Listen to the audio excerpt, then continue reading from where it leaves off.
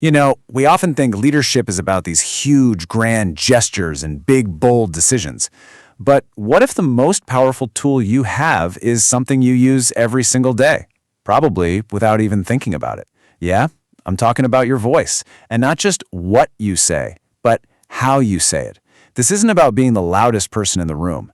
It's about being the one who actually connects with people and gets them to move. This quote, man, it just gets right to the heart of it. A leader's voice has to connect on an emotional level. It's not enough to just throw information out there. You have to make people feel the weight, the conviction, the purpose behind what you're saying. Because let's be honest, if they don't feel it, they're not going to act on it. Simple as that. And that really brings us to this massive shift in mindset. See, most people talk just to be heard, right? To get their point across in a meeting, to win an argument. But leaders, they speak to be remembered. Just think about it for a second. The last speaker who really blew you away.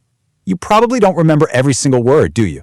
But you remember the main point, and you definitely remember how they made you feel. That right there is the difference. Okay, so how do we actually do this? Here's the roadmap. We're going to start by digging into that heard versus remembered idea. Then we'll break down the 4 essential pillars of a leader's voice: confidence, clarity, control, and action. And you'll want to stick around because at the end, I'm going to give you some really practical exercises you can start using today. So this idea, speaking to be remembered, this is everything. It's what separates just making noise from having real influence. Noise gets forgotten the second it's over. Influence is what actually creates change. And every single pillar we're about to talk about is built right on top of this foundation. All right, pillar number 1, build your confidence. And let me be clear, this is not about faking it till you make it. This is about having a deep, genuine conviction in what you're saying. Because really, if you don't believe your own words, why on earth should anybody else? The jump from weak talk to strong talk might seem small, but wow, the impact is absolutely massive. Weak talk is filled with all those hesitant phrases like "I guess" or "kinda" or "I think maybe." It just waters down your message and signals that you're not sure. Strong talk, on the other hand, is decisive. I've decided. Here's the plan. It's clear, it's direct, and it builds credibility instantly. So how do we build up that strength? Well, first, preparation. If you know your topic inside and out, your voice just won't shake. Second, alignment. People trust you when what you do matches what you say. Third, conviction.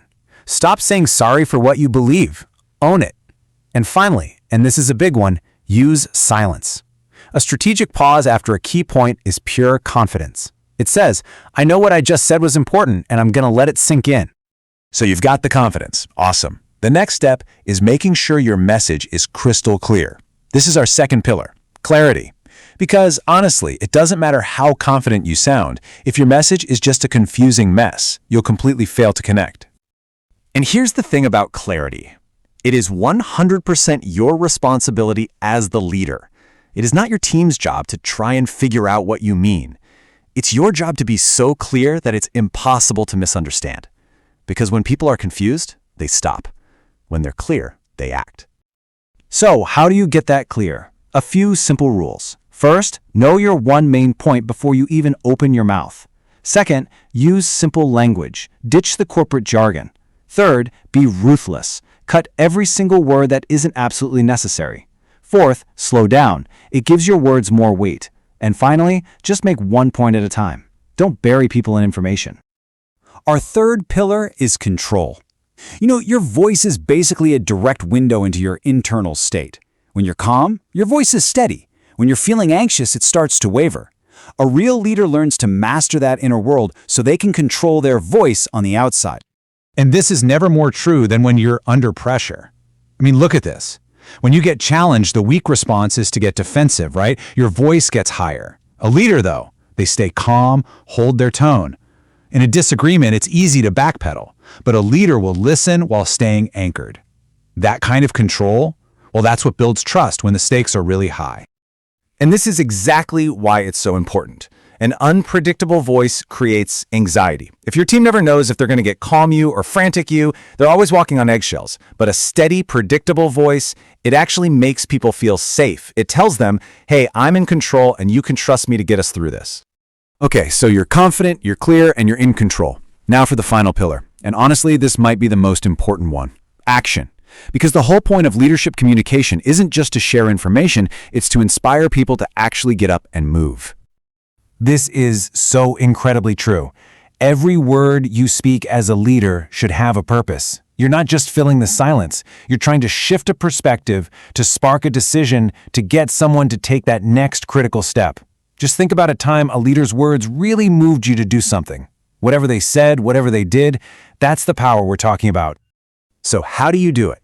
First, talk directly about the problem people are actually feeling, their frustration, their pain point. Second, you have to create a sense of urgency. Why does this need to happen now? Third, and this is absolutely critical, give them a single clear next step. Don't leave them guessing. And finally, confront the issue head on. Sugarcoating things doesn't inspire anybody. The truth does.